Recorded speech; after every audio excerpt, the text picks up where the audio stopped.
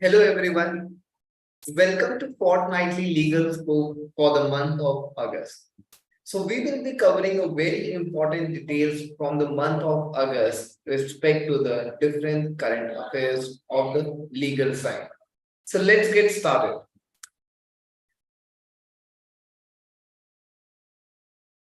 Gender and sex are distinct concepts given by Kerala High Court.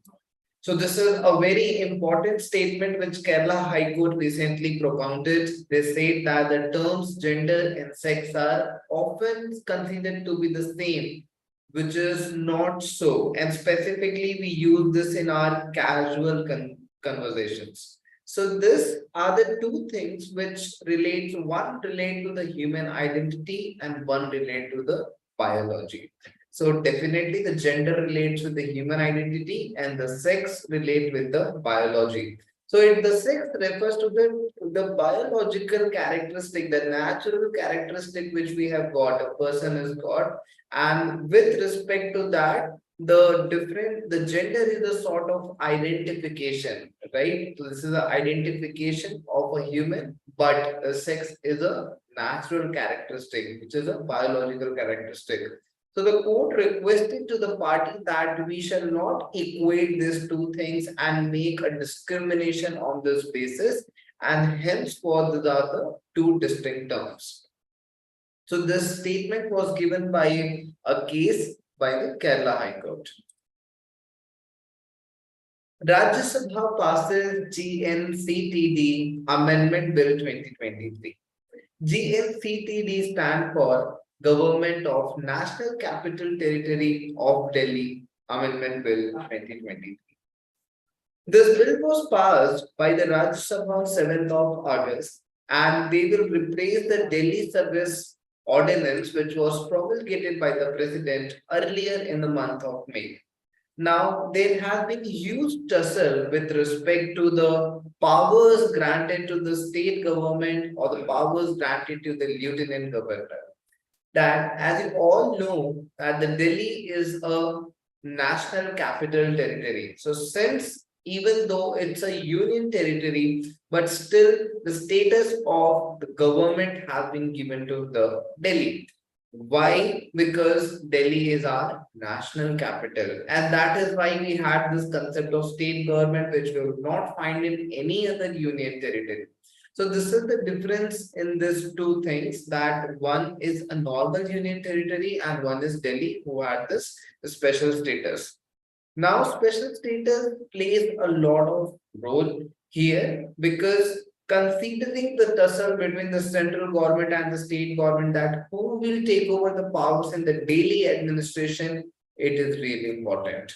So the matter has finally went into the ball court of the central government that they will take over with this amendment, right? So daily the general administration power have been given to the lieutenant governor, and lieutenant governor is whole soul somehow managed by central government. So this is the idea of this bill, that the central government want to take the powers in their hand. And this was passed by 131 member of parliaments. So they voted in the favor while 102 MPs voted against it. So henceforth it was passed. The apex court had held that the Delhi government would have control over all services in national capital. So as I already mentioned that this issue had been previously dealt by the court, and even ordinance has come by the president in the month of May. So the court said that earlier that all the services related power will be given to the Delhi government except the land, police, and law and order. So these are the three things which have been kept aside and kept under the purview of the central government, but the rest of the powers have been given to the state government. And this was a unanimous judgment, which was there was a constitutional bench, the consisting of 5 judges, headed by Chief Justice of India D.Y. Chandrachud. The other judges were Justices M.R. Shah, Krishna Murari, Hema Kohli, and P.S. Das. So these were the 5 judges who unanimously decide in the 5:0 ratio that the general administration power shall be given to Delhi. Another very important bill is in the progress, which is Digital Personal Data Protection Bill. Now, I will walk you through a very brief history of the Digital Personal Data Protection Bill. So it so happened in 2017 when for the first time we got the judgment of K.S. Swami, Justice K.S. Swami versus Union of India, where a very landmark decision came by the Supreme Court, where the court held that under the Article 21 of the Indian Constitution, the right to privacy has been given a status of the fundamental right. Till then, we did not have right to privacy as an exclusive right under Indian Constitution. And that is why the different kinds of data violations, the different kind of data privacy violations were happening, different kinds of surveillance were happening, and we were not able to claim because we do not have it as a fundamental right. So as we all know that fundamental right is enforceable in the court of law by claiming it under either Article 2 towards the Supreme Court of India or under Article 226 towards High Court. So we made it a fundamental right in 2017 by the Supreme Court, but very unfortunately, we did not have any such legislation up to the mark that will enforce it as a fundamental right. And it is nothing new. We have seen previously in 1997, where the very famous case of Vishaka versus State of Rajasthan, which dealt with the sexual harassment at the workplace. At that point of time, again, we did not have any such legislature which protects women from the sexual harassment at the workplace. Unfortunately, it took 8 years, and only in 2005, India came up with the legislation on the sexual harassment at workplace issue. So considering this, relating to this history, we again, let's come back to 2017 when we had this judgment, and thereafter Justice B.N. Sri Krishna Committee has been formed in 2019, who worked upon it, and they came up with their idea, and the bill was presented in the Lok Sabha, that is Personal Data Protection Bill. So at that point of time, we had this bill which somehow could not be passed in the House of Parliament at that point of time. And since then, it had been pending to be passed by both the houses. We did have certain amendments and certain rules and regulations under the Information Technology Act 2000, but it was not sufficed with the issue of the data privacy, right? So there are, for your information, I would like to tell you that there are different kinds of data. Let's say sensitive data or high sensitive data. So like these are the different kinds of personal data which we as an individual possess, right? So this is a very important issue. This has a very high probability that it can come into our CLAT examination at that point of time, because it is very demanding and it is very pending from a long period of time. So I believe that it carries a good weightage to be there in the paper.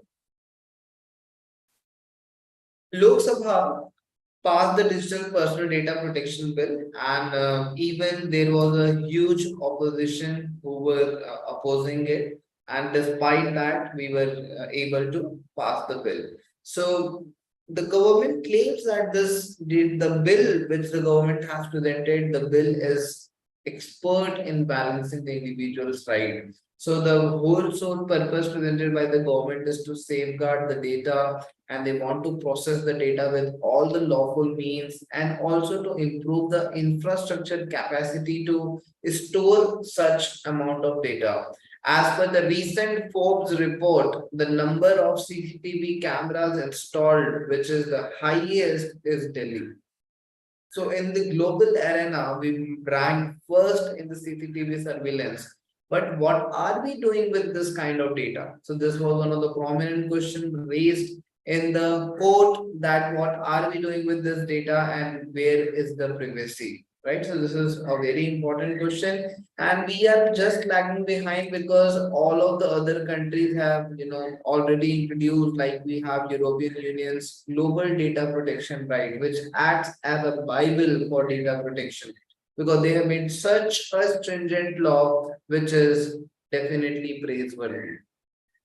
The bill was introduced by Ashwini Vaishnav. Ashwini Vaishnav is the Union Minister for Electronics and Information Technology, and this was passed. This was introduced in 3rd of the August. Now, the important part is that all the personal data would require consent. So consent is one of the very important factors, as we can all see that when you download the social media, now the things have changed in a very positive manner, that the third party application will have a very limited access to our gallery, to our microphone, to our camera, and we can change this setting with any time while using the app. Earlier, those options were not there. Once you download the app, you just tap agree, agree, agree, and we are agreeing to all the terms and conditions without even reading it. So this gave liberty to the different kinds of app to take out data from the individual's phone. Now, this personal data processing will be done just on the basis of consent, and we can choose to refute it. And the responsibility for maintaining the data privacy, accuracy, and ensuring that the data is secure in their hands. The data fiduciaries, basically, the data fiduciaries are the one, they are the parties who are responsible for handling data. So this data fiduciaries will be held responsible if any such breach of data takes place. 1984 anti-Sikh riots case, Delhi court grants anticipatory bail, Jagdish Titler. Now, 1984 anti-Sikh riots case is again very famous, and I would like to walk you through the very small and brief history of that, what has happened in this anti-Sikh riots. So this dates back to 1984, when we had the whole tussle between the Sikh community and our general citizen. So the issues goes back to the point where we had attack on the Golden Temple in Amritsar, and there was a troop of people who were, taking shelter of the Golden Temple, and then we attacked those people, we win over them, and there was an issue that the sacrilege has took place by attacking on the Golden Temple. So the views were divided in this, and later on, two Sikh bodyguards of our then Prime Minister Indira Gandhi, and they assassinated her. So post this assassination incident, a huge violence broke out, and different places the Sikh community faced a backlash. So multiple Sikh people have been a part of this violence. And at this point of time, so imagine even after 35, 40 years to this case, the bail case was still going on. And finally, the Jagdish Titler has got the anticipatory bail by the Delhi High Court. So CBI has put up a charge against Jagdish, saying that he incited, he instigated and provoked the mob, and definitely that provocation lead to the burning down of the Gurudwara and the killing of the people, and multi incidents took place which led to the loss of the Sikh community, or loss to their religion. So this was the background, and the finally Delhi court has granted bail to Mr. Jagdish. Supreme Court permits ASI survey of Gyanvapi mosque premises. So again, a bench of CJI sat along with the justices JB Pardiwala and Justice Manoj Mishra. So they rejected the plea by the Muslim party, who challenged the survey, and the Muslim party was claiming that the survey is not legal, that there is no need for the survey to there. So they could not find the relevance in conducting the survey, and they said that survey wasn't even required in the at first place because of the violation of the Places of Worship Act 1991. So this was their claim, to which the court denied, and they even ordered the ASI to conduct the survey by using the non-invasive methodology. The non-invasive methodology assures that there is no such invasion in the property and the property is held safe. And through this non-invasive methodology, there could be the results can come out without any kind of excavation. So unless and until there is no excavation, the property is not damaged and the property is not invaded. So this was the mindset of the courts, to keep the integrity of the place and should not be invaded by ASI. So this is a matter of dispute. The Gyan Vavi is a dispute because the Hindu community said that they had the right to worship inside the Gyan Vavi mosque, and they said that it was a Hindu temple earlier, and different signs and different indications have been found, which is proving that this temple used to be a Hindu temple. So this was a claim which was put forward by the Hindu community, and based upon this, the litigation has been started, that who actually has a right of worship at that particular place. So the ASI has taken the charge of this, and ASI did the survey, and the results will be out soon. Supreme Court stays conviction of Rahul Gandhi. Again, a very heated matter in 2019 in a Karnataka State Coal Assembly. Rahul Gandhi said a statement towards Narendra Modi, saying that Sare Modi chor hain, Nirav Modi, Lalit Modi, Narendra Modi. So he mentioned this particular statement, and the defamation case have been filed against him, resulting which he lost his candidature in the Lok Sabha, and eventually he had been facing this trial from the Gujarat High Court. And eventually, the Gujarat High Court confirmed the defamation charges against him. But later on, the matter was filed into the Supreme Court. The petition went into the Supreme Court, and Supreme Court stayed the conviction. So the High Court gave the conviction for a 2-year jail, which was imposed upon him, and the Supreme Court said that they cannot find any specific reason for this imposing the maximum punishment of 2 years. So this was done under the IPC, and they said that the offense is a non-cognizable one. So I'll tell you that there are two kinds of offenses. One is cognizable offense, and one is non-cognizable offense. So when the offense is non-cognizable, it is bailable also. So non-cognizable matlab the matter which is of a lighter gravity and can arrest without the bail. So these are the non-cognizable matter.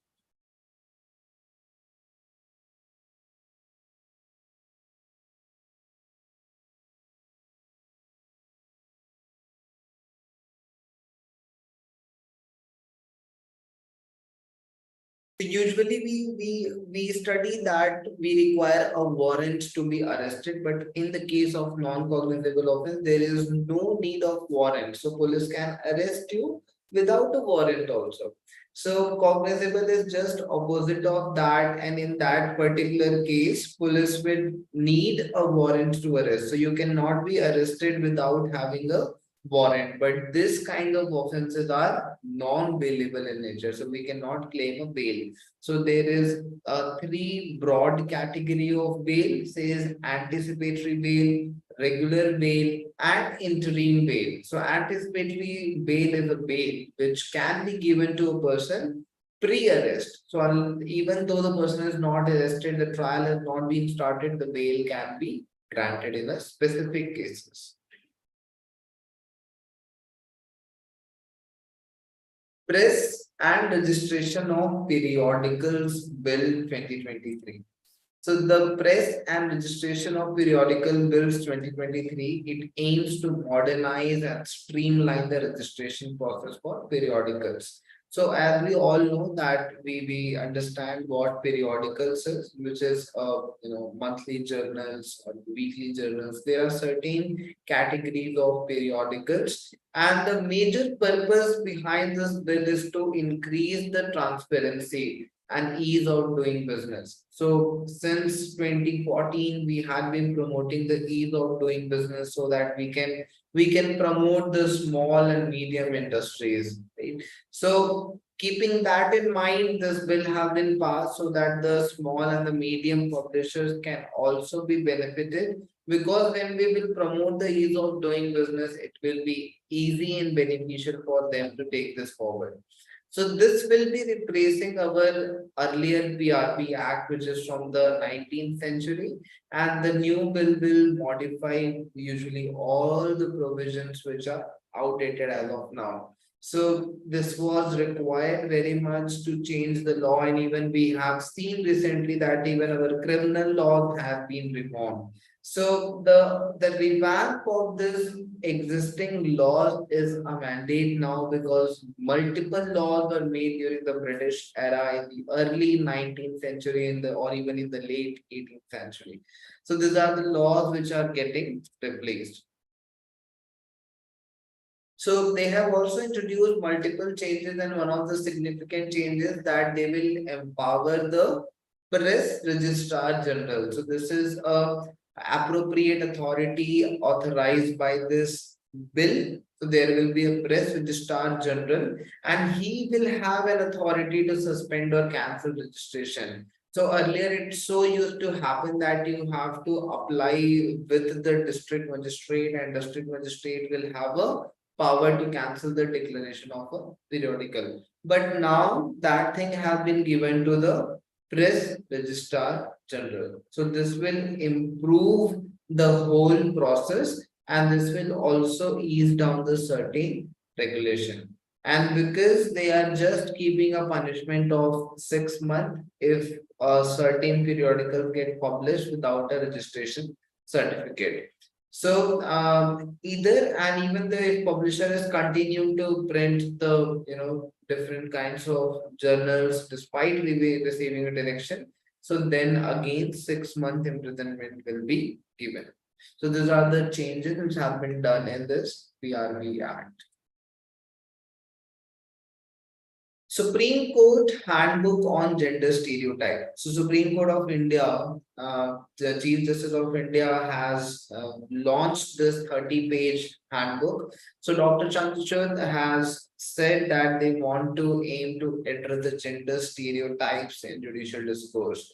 So this is one of the very prominent matter where gender stereotyping has been done a lot in the judicial discourse, and this is the handbook which has been released, which will help the judges and the legal practitioners, the advocates.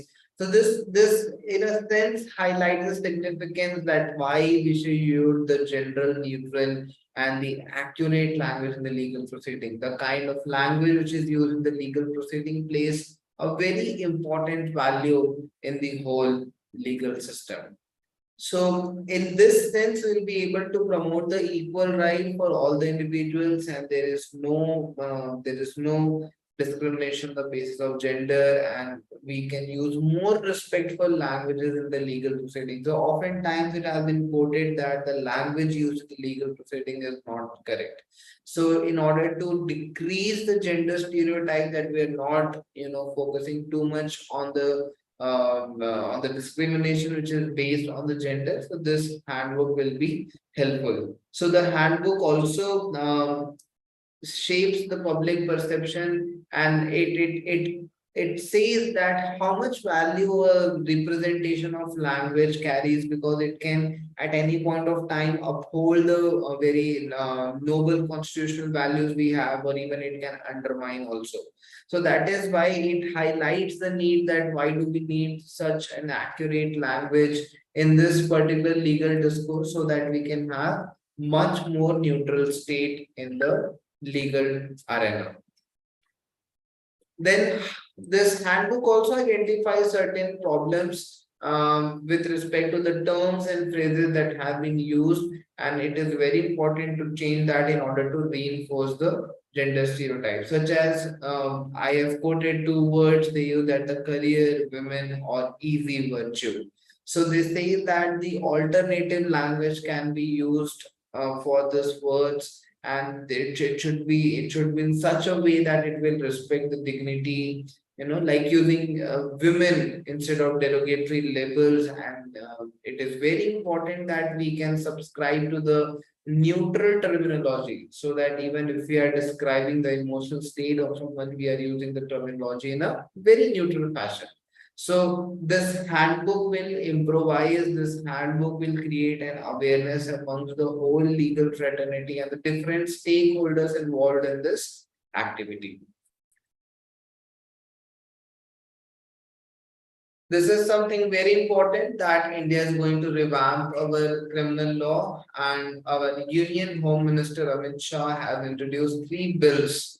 So this will going to replace the Indian Penal Code 1860, and then there is a CRPC 1973 and the Indian Evidence Act 1872. So these are the three laws which are getting changed or.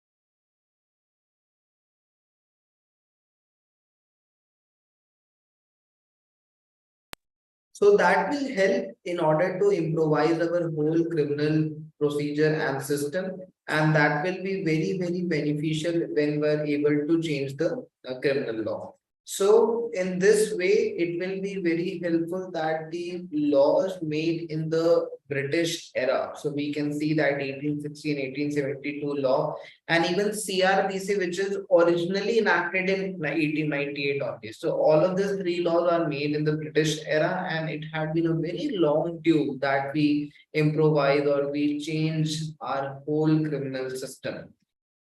Now, IPC will be changed with the Bharatiya Nyaya Samhita, prioritizing the offenses against the state, crime against women, children, murder, and all. Right. So, as we know what IPC deals with, the Bharatiya Nyaya Samhita will be IPC now, and the Bharatiya Nagrik Suraksha Bill, it will replace CRPC, Criminal Procedure Code of 1898. So Bharatiya Nagrik Suraksha Bill. So this is mainly streamlined to enhance the criminal proceedings for the citizen safety. So criminal procedure talks about the procedure, that whenever a crime will happen, that what will the procedure, when the arrest will take place, when the FIR will be filed, when police will start the investigation. So all of this dates back to the safety and security for the citizen. So that is why it is very important that we make the citizen safety as the primary concern, and that is why the government proposes that the Bharatiya Nagrik Suraksha Bill will enhance the security of the citizen. And the third is to replace the Indian Evidence Act. So that is called as the Bharatiya Sakshi Bill. Sakshi means evidence. So Bharatiya Sakshi Bill will be focusing on the evidence, and this will improve the reliability of evidence in the court. So we have different kinds of evidence like primary evidence or secondary evidence. So how these evidences are placed in the court, what is the reliability of this evidences? So all of this will be revamped and restructured in a way that their reliability can be best placed upon. So these are the three bills which will be getting changed, and the government has said that the whole sole objective is Sabka Saath, Sabka Vikas, Sabka Vishwas, and Sabka Prayas. So this is the tagline used by the court. So used by the government. So remember that by if any chance there is a very high possibility that this can come into your paper, that the very this is since this is going to be a very landmark event that we are revamping our whole criminal law. So remember that this title. So we have seen Sabka Saath, Sabka Vikas. This is the very important tagline of the BJP government. But if you hear these four words, remember that this is uh, coming for the revamp of criminal laws. Now they have made a very significant change that the charge sheet has to be filed in 90 days. Earlier it was 60 days. And now court can also give additional permission for 90 days, which was earlier lesser. And then a probe will have to be completed in 180 days and set for trial. And after trial, judgment will have to be given in 30 days. So the kind of procedure they are making. So as I told you that after a crime happens, so what will be the procedure? So here the procedure says that first 90 days will be taken by police for the investigation. And if the charge sheet is not being filed, they will be given another 30 days by the court, another 90 days by the court. So after this 180 days, the probe will have to be completed in another 180 days. And once the probe is completed, it will be sent for trial. And then the court's responsibility is to deliver the judgment within 30 days. So this is the new structure which has been made by the constitution, made by the government for revamping the criminal law. So it is going to be very interesting that we need to see that how this new change will actually help the government, as it says that it's Bharatiya Nagrik Suraksha. So it is very important to see that what are the landmark shift we're going to witness with respect to the enhancement of the security for the citizen. And another very important thing which the government is proposing, that the trial in absentia. So trial in absentia means even the other party is not present in the court, the hearing can be proceeded and the judgment can be pronounced. So example is given that Dawood Ibrahim. So Dawood Ibrahim is wanted in many cases, but of course Dawood Ibrahim will not be present in the court for hearing. So shall we stop the hearing because the other party is not there? As we know that we have a natural justice principles, odi alteram partem. So the odi alteram partem principle says that the other parties shall also be heard. So this provision will really improve the justice measures, because people like Dawood Ibrahim, this category of people will never appear into the court. And if they will not appear, the case cannot be proceeded. So that is why trial in absentia has been brought into the picture. And the sessions court can declare such people as absconders. And once they are declared, so the proceedings can be move on. So even the trial can take place in the absence of these people.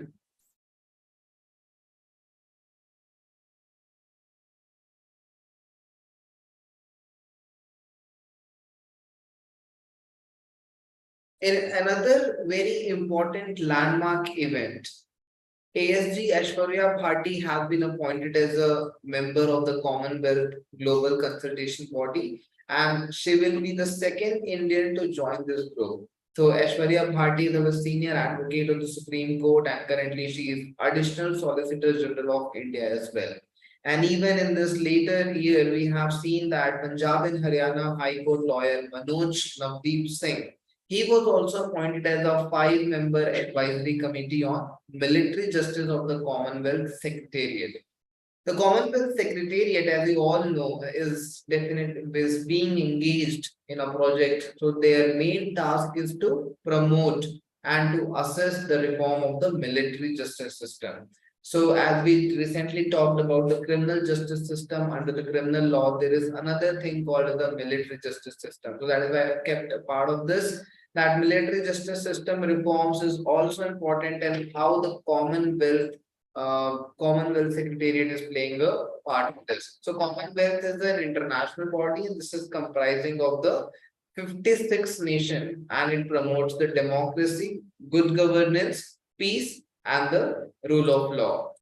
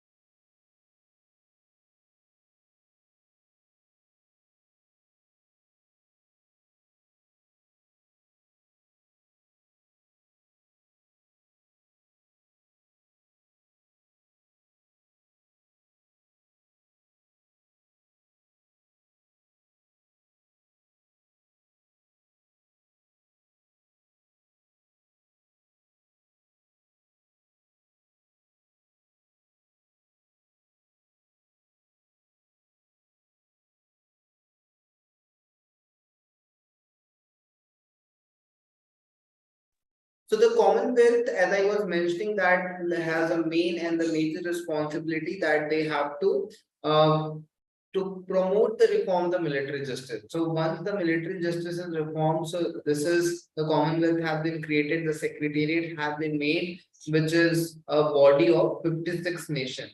So their major task is also to promote the democracy in the lines of promoting the military justice.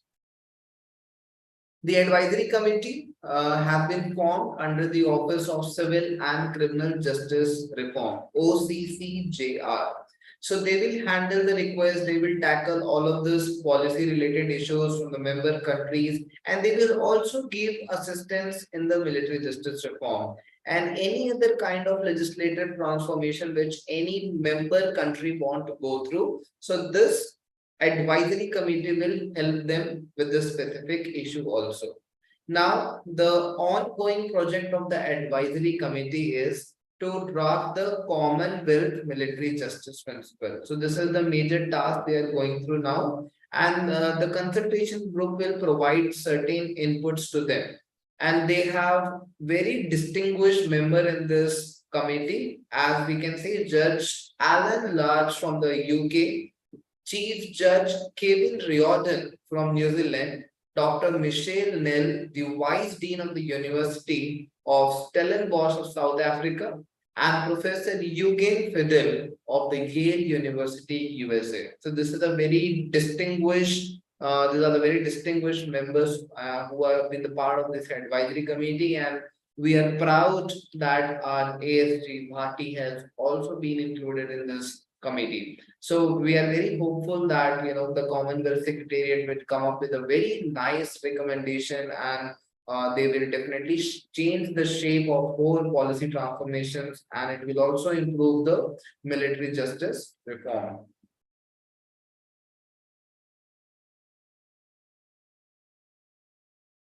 Center's draft SOP. So Center has recently drafted standard operating procedure. So the major purpose for drafting this procedure is to balance the relation between the court and the government. So they have created this draft, and they want to recreate an approach which shall be taken by the court to reach the government. So they are planning to make a more harmonious engagement between the judiciary and the government, so that they can emphasize the role of court and how the court should conduct the proceeding with respect to the matter where government is involved, and specifically in the contempt cases. So it is very important that there has to be a harmony between our three organs, that is legislature, executive, and judiciary.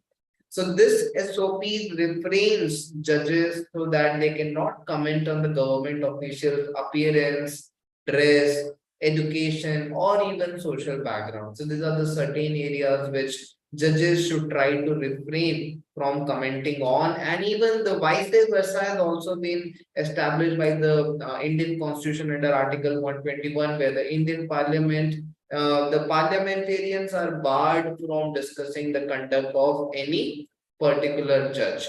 So this is just to emphasize that there has to be a treatment of the government officials with much more respect and the professionalism. This draft proposes also that judges shall not hear the contempt cases relating to their own court order. So, for example, if judge given a judgment and maybe summoned a certain government official, and if that government official did not show up to that summon order, so since it's a contempt, so that same judge who gave the judgment shall not hear that contempt case, and it shall be presented before another bench of judges who can hear the that contempt order. So the basic purpose of this whole arrangement is so that a friendlier arrangement can be made between the government and the judiciary, because these are the two important legs of our democracy principle. So that is why somehow or other there has to be enhancement in the relation of these two organs, and the quality of judicial order compliance can also be increased by this. So this was all for today, and hope to see you in the next video. Thank you. If you have any comments, please do tell me in the comment section. If you have any queries, any comments, please do write in the comment section. Thank you for joining. See you in the next video.